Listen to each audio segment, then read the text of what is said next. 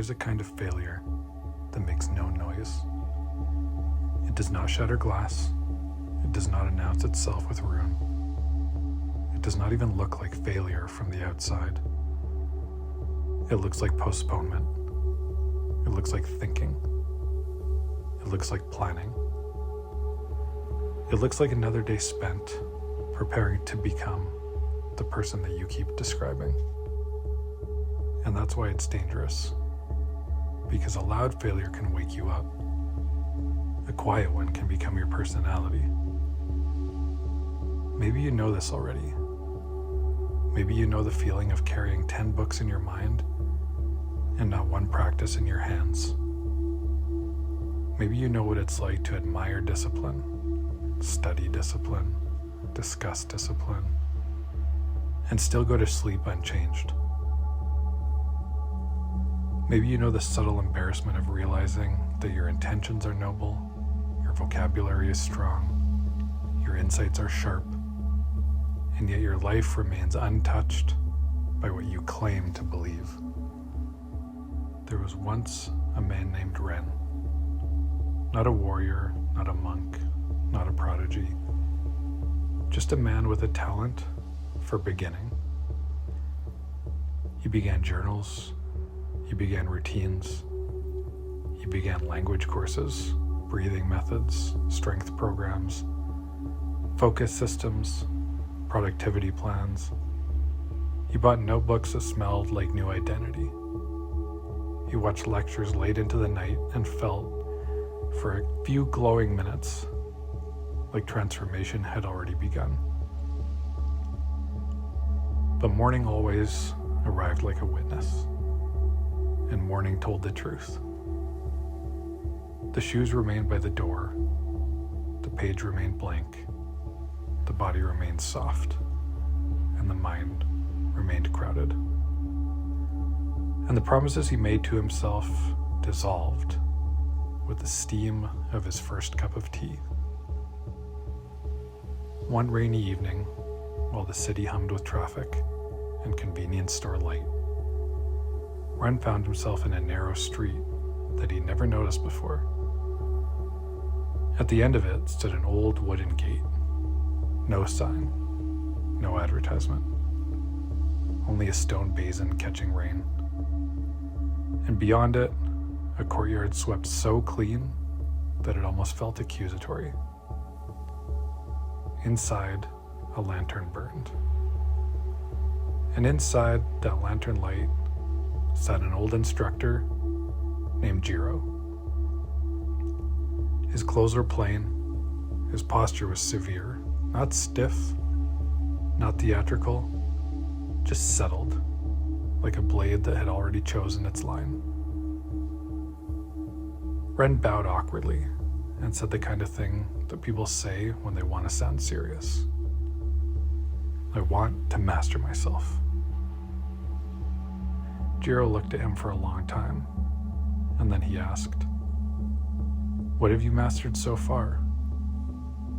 Ren smiled weakly. "I've learned a lot." "That was not the question," said Jiro. The room became very quiet. Rain tapped on the eaves. Water moved through the gutter. Somewhere deep in the house, wood settled with a soft crack. Jiro leaned forward slightly. "What in your life obeys you?" Ren said nothing. Not because he had no answer, because he had one. Nothing. And when a true answer finally arrives, you can feel it before you can speak it. You can feel it in the chest, in the throat, in that inward flinch that comes when illusion meets daylight.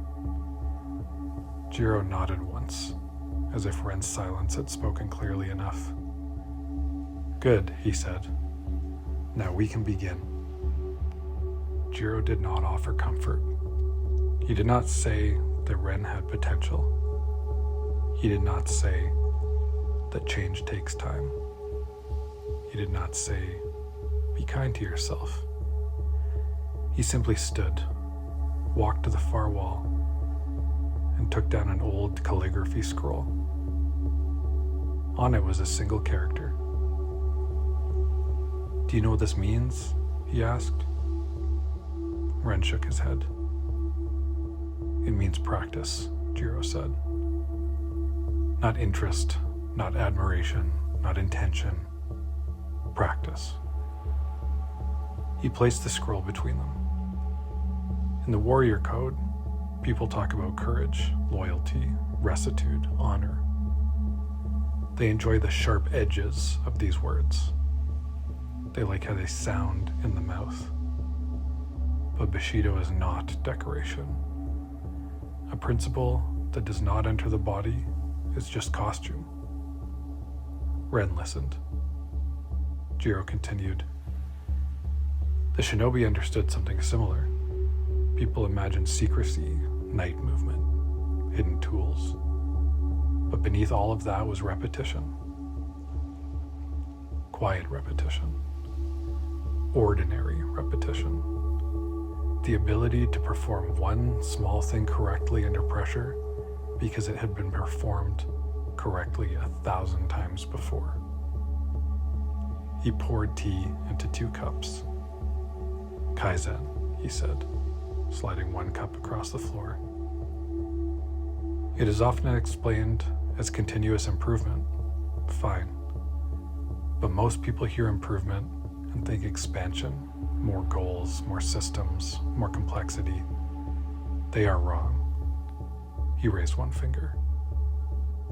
Kaizen begins with reduction. Smaller, simpler, clearer. 1 friction removed. 1 motion refined. 1 promise kept. Ren wrapped his hands around the cup. It was warm, almost painfully warm, and for some reason, that warmth made it harder to pretend. "So what should I do?" he asked.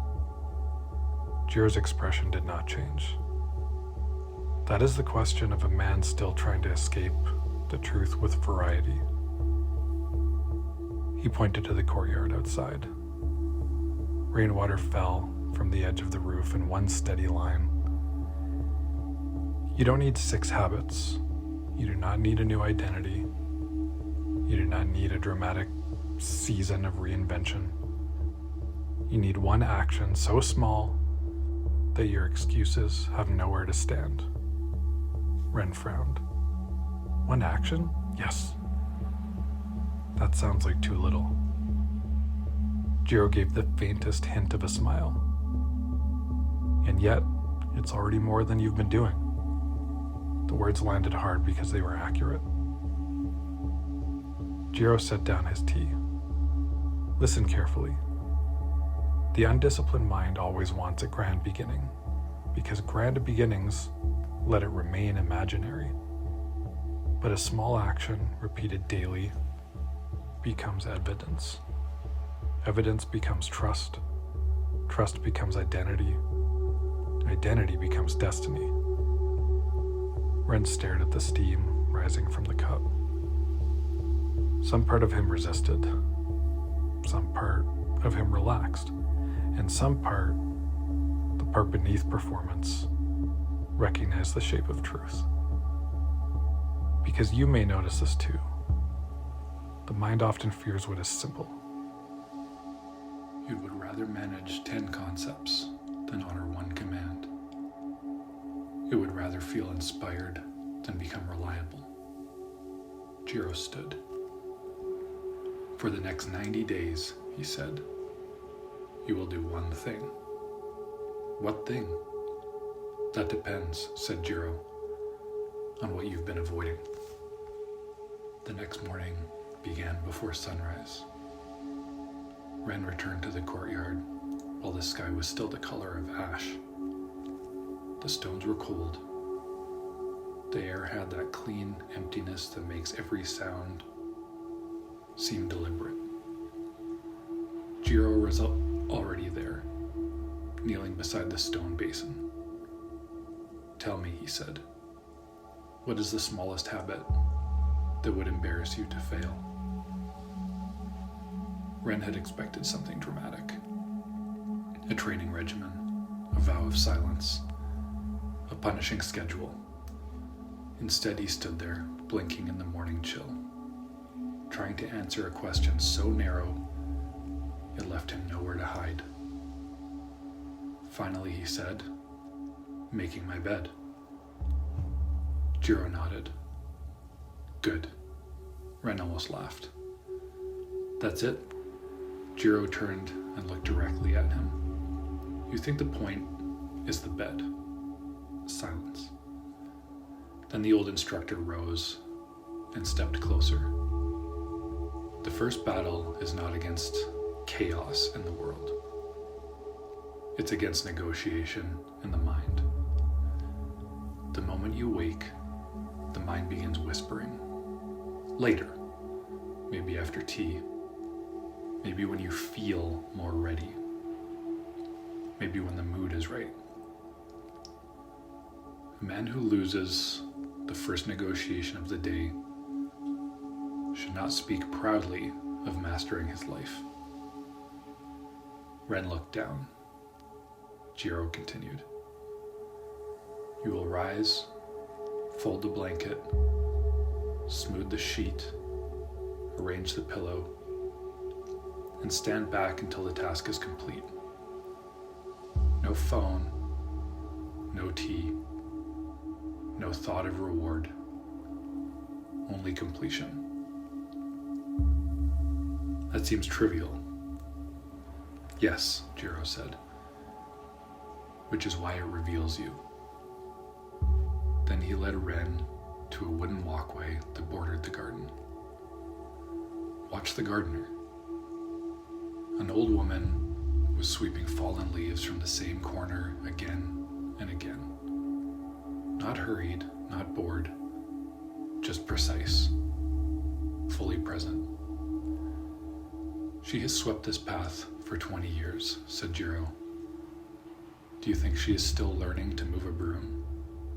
"No." "Then what is she practicing?" Ren watched more carefully. "Not sweeping. Attention. Order. Completion. Presence without complaint." Jiro let the answer form in him before speaking again. "Small habits are never small when they are repeated with sincerity." Makoto. Absolute sincerity does not ask if the action is glamorous. It asks whether you do it when you said you would do it. The words settled into Ren more deeply than he expected, because he could already feel the trap in himself. The old arrogance. The part that wanted a more impressive assignment so it could continue failing in a more sophisticated way. Maybe you know that part too.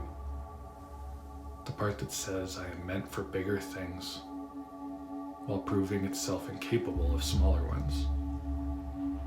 Jiro's voice cut through the morning air. "For 90 days, you will make the bed. Then you will sit in stillness for 5 minutes. Then you will write one small sentence. Today, I will complete what I began. No more. Do not improve this. Do not decorate it. Do not optimize it. Obey it." And after 90 days, Jiro faced the garden.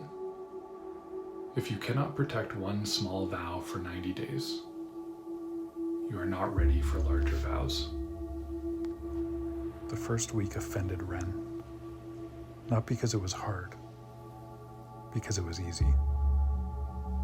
And yet that ease exposed something humiliating. He did not fail from exhaustion. He did not fail from lack of time. He failed because his mind still wanted the right feeling before the right action. On the third day, he stood over his bed and thought, "This is ridiculous." On the fifth day, he reached for his phone and caught himself halfway through the motion. On the 7th day, he felt a strange irritation, as if the simplicity of the task were insulting his intelligence. That's when he understood. He had not built his life around action. He had built it around self-excusing sophistication. He returned to Jiro and admitted this. The old instructor listened without interruption. Then he said, "Good. Now the real training begins." He took a piece of charcoal and drew a circle on the wooden floor. "Stand inside." Ren stepped into the circle. "This is your world," Jiro said. "Every person who remains weak believes his problem is outside of the circle. The economy, the timing, the interruptions, the past, the unfairness. Sometimes those things are real. But power begins the moment you ask a different question." Jiro tapped the floor inside the circle. "What is under my command?" Ren looked down at the dark ring around his feet. Inside the circle, his hands, his attention, his first action, his next word, his willingness to finish, his refusal to drift. Jiro spoke more quietly now.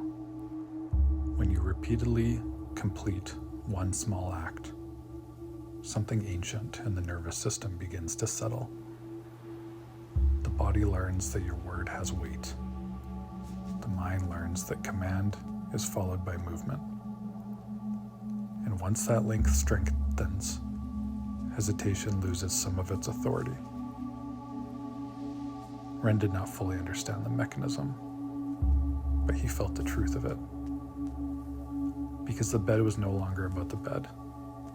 The stillness was no longer about relaxation. The sentence was no longer just a sentence.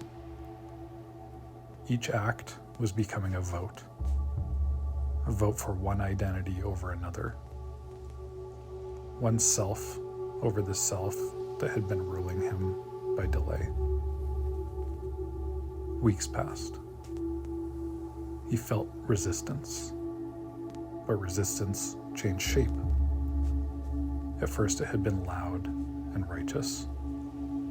Now it sounded smaller, more mechanical.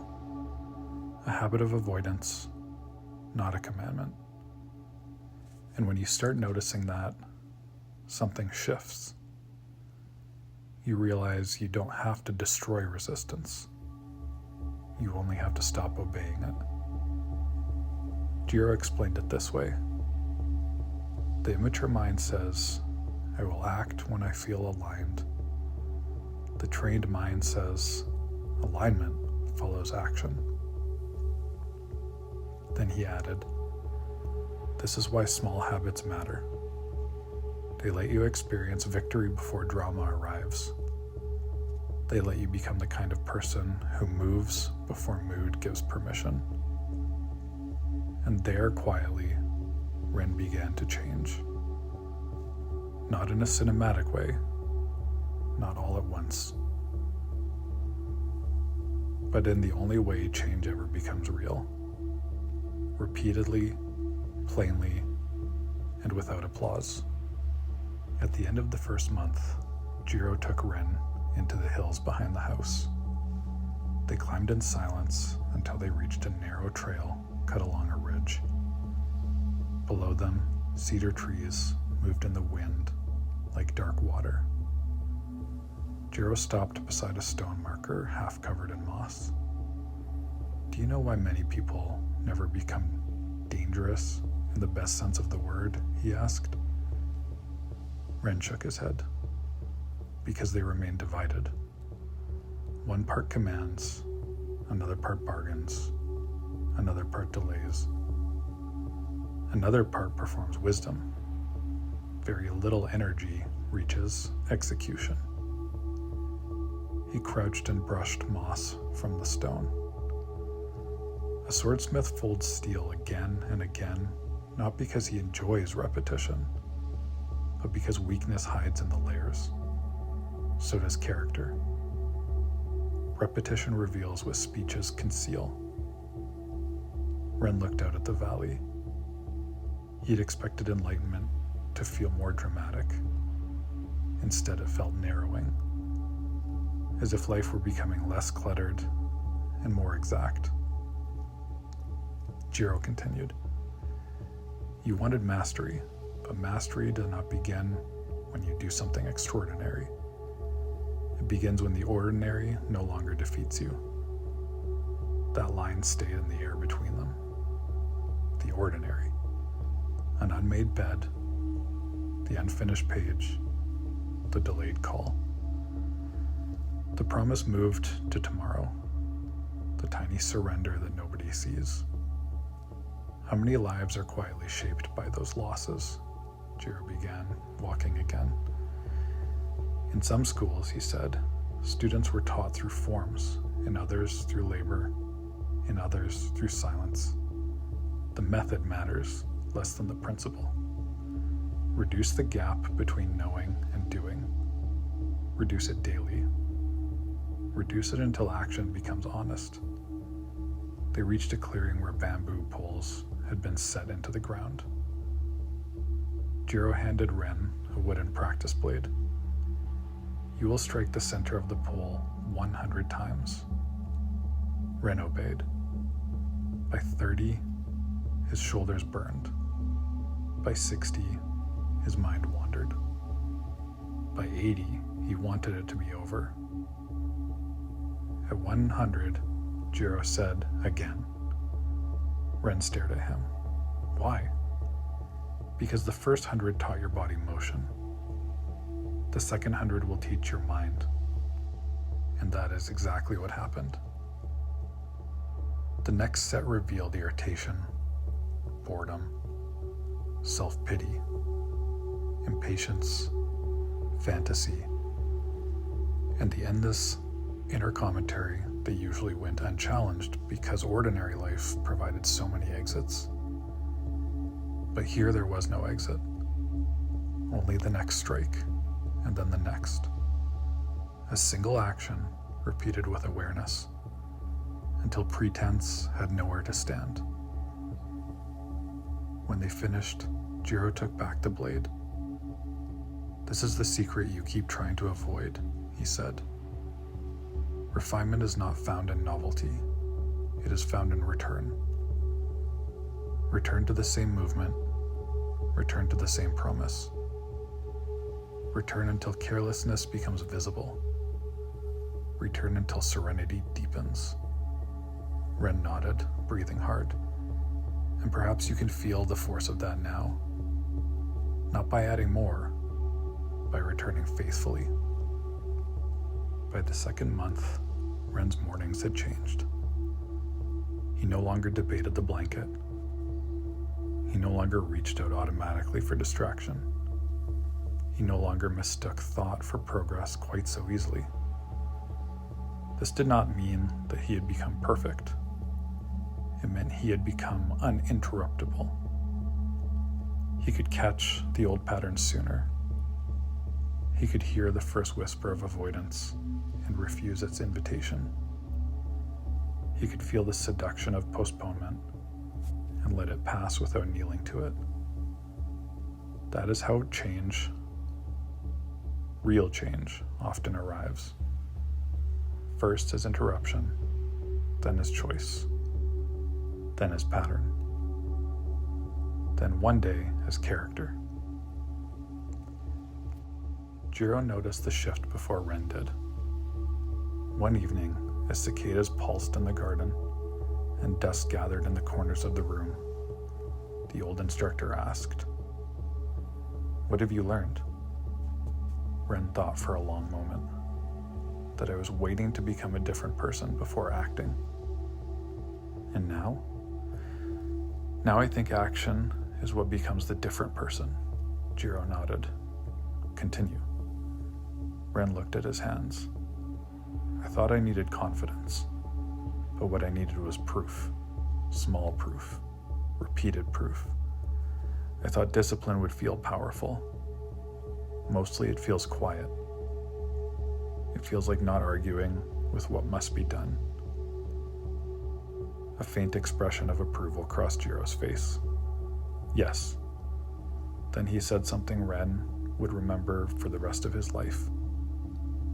The deepest form of self-respect is evidence, not affirmations, not intentions, not private fantasies of future greatness. Evidence. The completed action. The kept promise. The finished repetition. The ordinary act done on the day it was supposed to be done.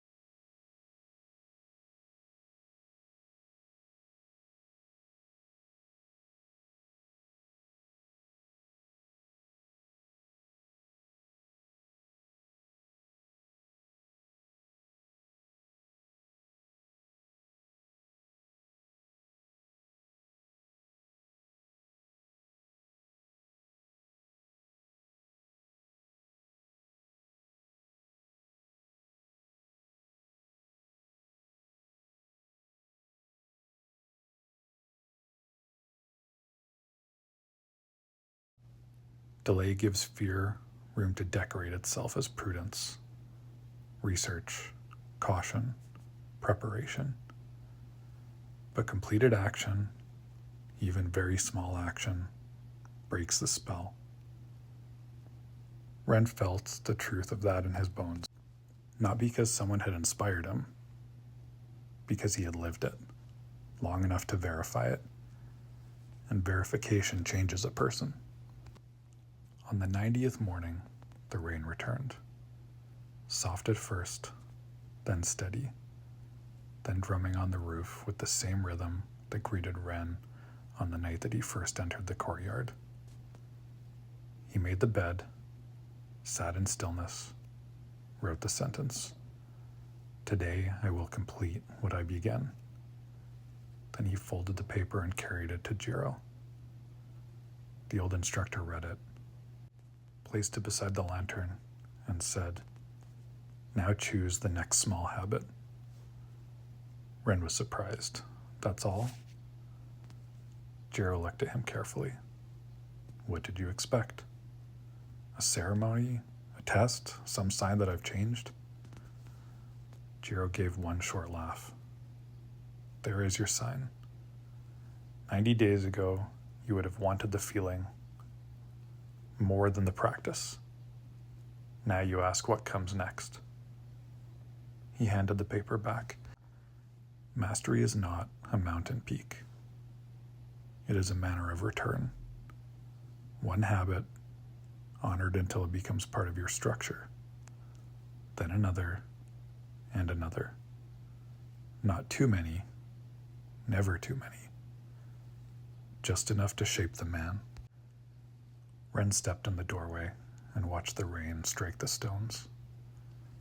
He understood now that the great transformations people dream about are often built from movements so small the ego finds them insulting. Make the bed, take the walk, write the page, do the stretch, make the call, finish the task, return tomorrow. Not because these acts are glamorous, because they are governable. And what is governable can be strengthened. What is strengthened can be trusted. What is trusted can carry weight. And a person who can carry weight changes the atmosphere of his entire life. So take this with you. Do not choose a habit that flatters your imagination. Choose one that confronts your inconsistency. Choose one action so clear that you know exactly when it has been done. Choose one action so small that your excuses sound foolish in its presence. Choose one action you can repeat long enough for the mind to stop negotiating, and then protect it. Protect it when you're tired. Protect it when you are uninspired. Protect it when nobody sees it.